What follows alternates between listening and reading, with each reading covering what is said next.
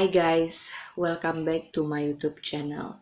Seperti yang kita tahu, bulan Oktober bagi sebagian orang di belahan dunia yang lain adalah bulan di mana diyakini atau dipercaya sebagai bulan di mana pintu neraka dibuka sehingga makhluk-makhluk astral, hantu dan sejenisnya keluar dari neraka untuk berkeliaran di muka bumi ini. Makanya tiap tanggal 31 Oktober dirayakan hari Halloween. Bulan ini juga adalah bulan kelahiranku dan aku adalah orang yang mencintai cerita-cerita horor, creepypasta, teori konspirasi, pembunuhan, dan lain-lain. Maka itu bulan Oktober adalah bulan yang spesial untukku. Di episode Ada Tapi Tak Nyata kali ini, aku akan menceritakan dua cerita pengalaman horor dari dua subscriber aku, serta aku tambahkan 3 cerita creepypasta hasil karanganku sendiri. Jika memungkinkan, aku akan selipkan 1 cerita horor berdasarkan pengalaman pribadiku sendiri. Dan inilah dia Ada Tapi Tak Nyata spesial Spooktober.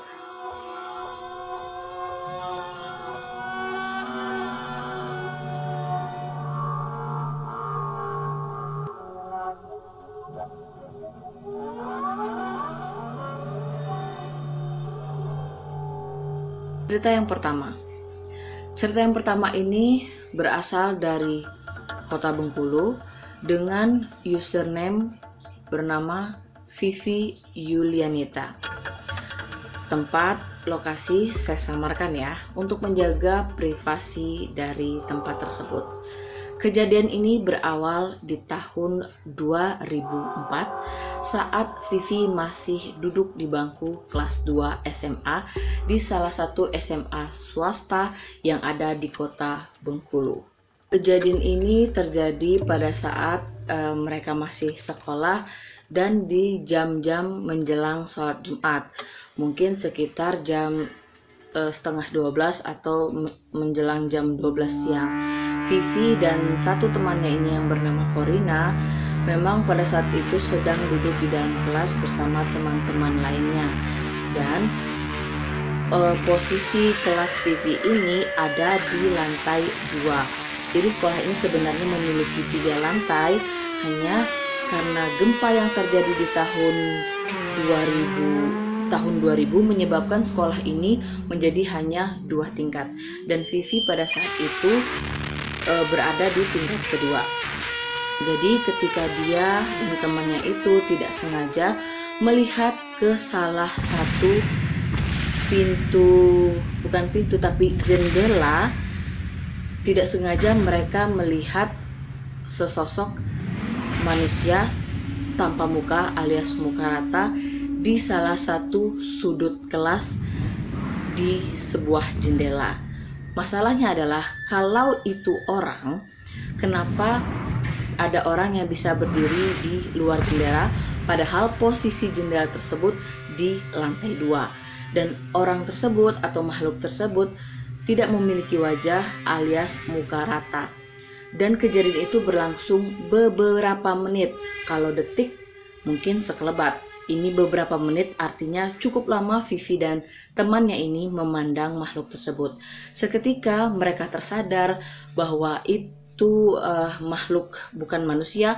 Mereka menjerit dan satu kelas temannya itu melihat kepada mereka. Dan pastinya bertanya-tanya ya, kenapa mereka menjerit. Dan pengalaman tersebut menjadi pengalaman mistis tersendiri untuk Vivi dan temannya. Dan ini berlangsung di hari Jumat dan masih tengah hari karena menjelang waktu sholat Jumat. Next, cerita kedua dengan username bernama Amelia. Kejadian ini terjadi pada beliau di tahun 1996. Jadi Vivi dan Amelia ini adalah subscriber aku yang waktu itu berkomentar di video Ada Tapi Tak Nyata aku di episode pertama kali aku melihat Poci. Terus aku memberikan kepada para subscriber aku untuk mencantumkan cerita bila ingin dicantumkan di video aku, dan mereka memberikan cerita ini untuk dibagikan. Nah, Amelia sendiri memiliki pengalaman yang hampir sama dengan aku. Pada saat itu dia duduk di depan rumah.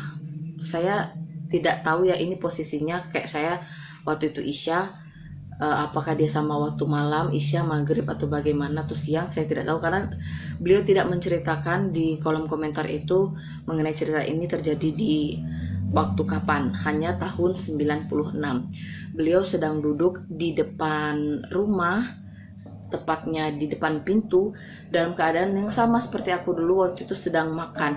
Tiba-tiba dia melihat di depannya itu ada poci, entah sekelebat, entah berdiri. Dia tidak begitu signifikan menjelaskannya, tapi dia melihat poci pada saat sedang makan di depan pintu. Seketika itu pastinya dia kaget dong gitu, dan dia berpikir apakah saya memiliki kemampuan intradimensional atau indigo.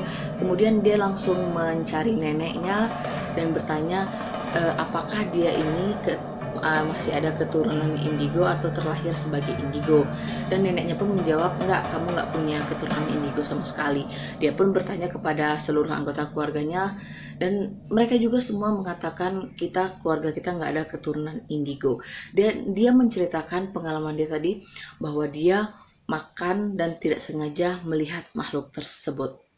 Kemudian malam itu Amelia ini nggak bisa tidur ceritanya. Dia tidak bisa tidur karena terus bermimpi buruk setelah melihat kejadian tersebut. Dan keesokan harinya seperti biasa dia pergi kerja pagi-pagi sekali, dan di hari itu ada pekerjaan yang sangat banyak dan juga ada rapat dengan pemimpin, sehingga beliau si Amelia ini harus pulang lebih larut dari jam biasanya. Di sini dia menceritakan bahwa pada saat itu dia terpaksa pulang pukul 12 malam karena ada rapat dadakan dari bosnya. Nah, dalam perjalanan pulang itu dia mengendarai sepeda motor. Di perjalanan dia merasa kayak motornya itu goyang-goyang selama 5 menit. Goyangnya di sini menurut Amelia seperti ditumpangin seseorang gitu, padahal posisi Amelia ini hanya sendiri membawa kendaraan tersebut. 5 menit dia merasakan goyang-goyang di motornya itu. Dia akhirnya berhenti dan mencoba melihat ke belakang apakah ada orang atau tidak. Ternyata tidak ada orang sama sekali. Hari itu pukul 12 malam dan suasana pastinya sepi, apalagi di tahun 1996.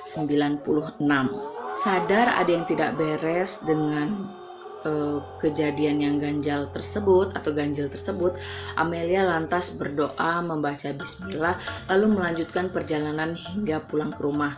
Alhamdulillah setelah membaca doa dan pulang ke rumah, sampai di tempat tujuan atau sampai di rumah dia, Amelia tidak mengalami gangguan apapun yang berarti. Namun Amelia langsung mencari neneknya dan keluarganya dan menceritakan kejadian yang tadi dia alami. Dan si nenek dan keluarganya itu bercerita bahwa kejadian tersebut memang sering terjadi di daerah mereka, bukan hanya dialami oleh Amelia. Itu kata neneknya Amelia, memang dia ditumpangi oleh makhluk tak kasat mata. Seketika Amelia langsung menangis, berlari ke kamarnya dan merasa takut, sangat-sangat takut dengan kejadian tersebut. Apalagi memang kejadian tersebut sering terjadi di daerahnya. Semenjak itu Amelia berusaha bila berkendara, baik siang maupun malam, dia selalu membaca doa dan juga tidak pernah lagi mau makan di depan pintu. Tadi cerita dari 2 subscriber aku, yang pertama Vivi Yulianita dan yang kedua adalah Amelia. Nah, kata si Vivi, kalau sekolahnya itu memang terkenal angker, cuman tidak menyangka saja kalau pukul 12 siang atau tengah hari bisa melihat makhluk tersebut. Terus kalau untuk ceritanya Amelia, ada pesan moralnya juga di sini ya. Jadi apapun yang kita laksanakan, sepatutnya kita untuk berdoa untuk menghindari kita dari tidak hanya celaka tapi juga dari gangguan-gangguan makhluk halus. Dan memang kalau kita mau makan atau melakukan sesuatu sesuai dengan porsi dan tempatnya gitu, agar menghindar dari hal-hal yang tidak diinginkan. Tapi sekali lagi memang segala sesuatu harus dibacakan doa atau dilakukan dengan berdoa terlebih dahulu. Nah guys, itu tadi 2 cerita dari subscriber aku. Next, sekarang kita akan ke cerita pendek horor atau creepypasta.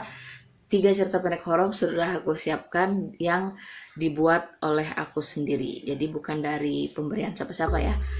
Dan inilah cerita yang pertama.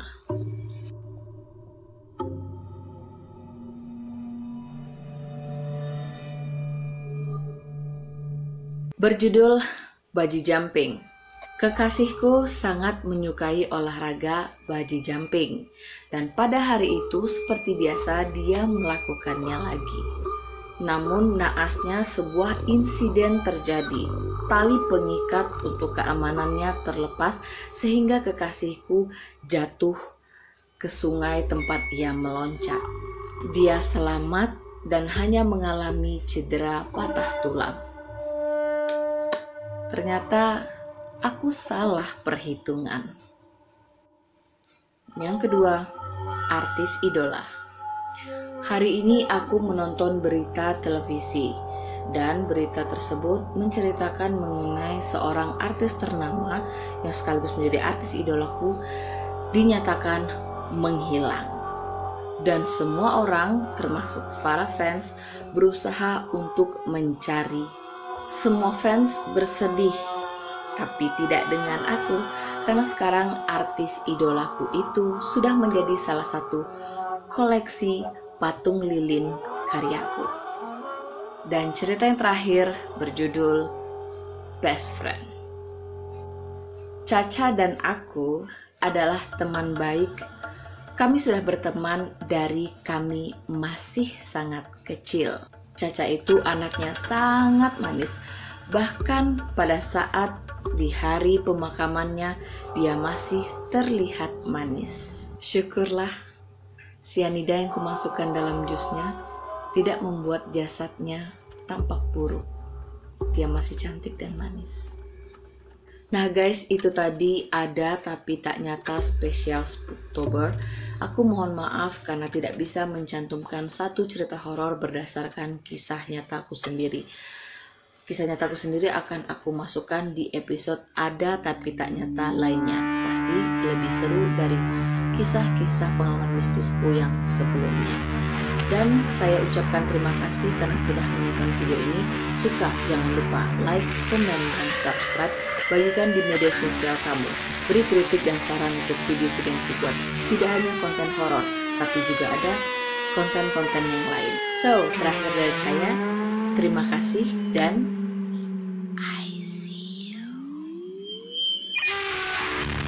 Thanks for watching and please subscribe.